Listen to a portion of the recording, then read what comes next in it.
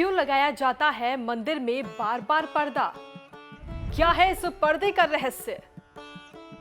देश विदेश से दर्शन करने आते हैं भक्त। उत्तर प्रदेश में मथुरा वृंदावन को अत्यधिक पवित्र माना जाता है। यहाँ स्थित रमण रेती में श्री बांके बिहारी जी का मंदिर है और रोजाना इस मंदिर में हजारों की संख्या में भक्त दर्शन करने के लिए पहुंचते हैं। बांके बिहारी जी भगवान श्री कृष्ण का ही एक रूप है। इस मंदिर की अनोखी बात यह है कि यहाँ बांके बिहारी जी की मूर्ति के आगे हर 2 मिनट के अंतराल पर पर्दा लगाया जाता है। दरअसल पर्दा लगाने के पीछे एक कहानी प्रचलित है। भक्त की भक्ति में मंदिर छोड़ चले गए थे बांके बिहारी। काफी प्रार्थना करने के बाद मंदिर में पुनः स्थापित हुई प्रतिमा।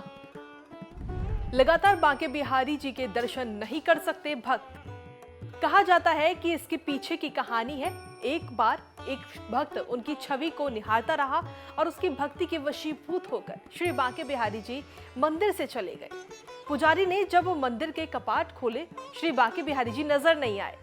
तब पता चला कि वो अपने एक भक्त की गवाही देने के लिए अलीगढ़ चले गए हैं।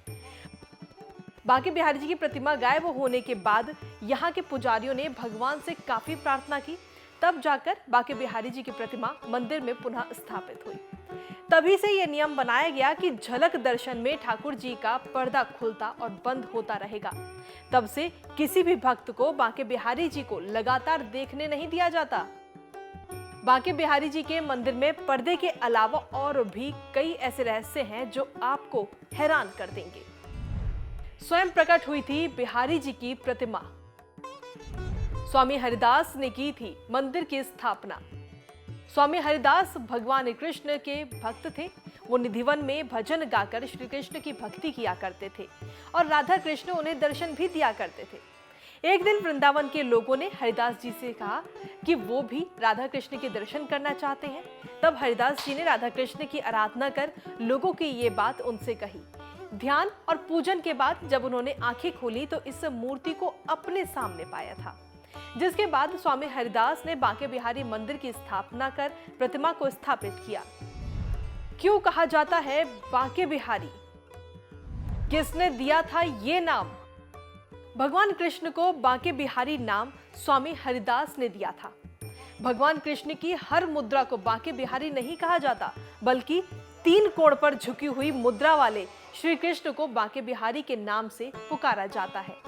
3 कोण यानी कि होठों पर बांसुरी लगाए, कदम के वृक्ष से कमर टिकाए और एक पैर में दूसरे को फंसाए हुई मुद्रा में श्री कृष्ण को बांके बिहारी कहा जाता है।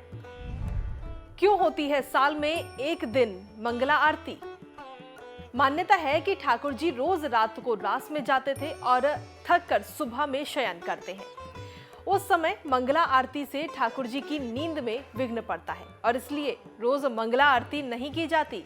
लेकिन एक दिन जब श्री कृष्ण का जन्म होता है, यानी कि कृष्ण जन्माष्टमी पर ठाकुर जी का रात में पूरे विधि विधान से महाअभिषेक करने के बाद मंगला आरती की जाती है। कहते हैं कि इस दिन श्री बांके बिहारी जी के दर्शन सौभाग्यशाली को ही हो पाते हैं। सिर्फ अक्षय तृतीया पर होते हैं बिहारी जी के चरण दर्शन। श्री बांके बिहारी जी के चरण दर्शन केवल अक्षय तृतीया के दिन ही होते हैं। बाकी दिन चरण कपड़ों से ढके रहते हैं। मान्यता है कि इन चरण कमलों का जो दर्शन करता है उसका तो बेड़ा ही पार लग जाता है। श्री बांके बिहारी मंदिर की खास बातें। बांके बिहारी जी सिर्फ शरद पूर्णिमा वाले दिन ही बंसी धारण करते हैं। श्रावण मास की तीज के दिन ही बांके बिहारी जी झूले में बैठकर झूला झूलते हैं। इस मंदिर में कृष्ण के साथ श्री राधिका विग्रह की स्थापना नहीं हुई। बिहार पंचमी के दिन चरणामृत की जगह भक्तों को बांटा जाता है पंचामृत। हर साल जन्माष्टमी के दिन हजारों श्रद्धालु मंदिर में दर्शन करने के लिए पहुंचते थे, लेकिन इस बार कोरोना महामारी को देखते हुए मंदिर समितियों ने बड़ा आयोजन नहीं रखा है, जिससे भीड़ जमा हो सके।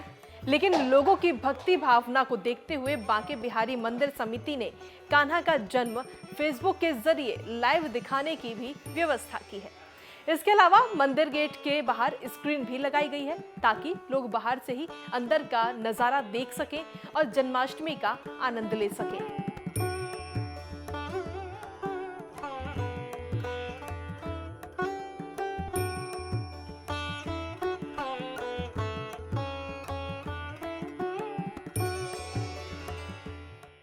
हमसे जुड़े रहने के लिए हमारे YouTube चैनल को सब्सक्राइब करें और नई वीडियो की नोटिफिकेशन के लिए बेल आइकॉन को दबाएं।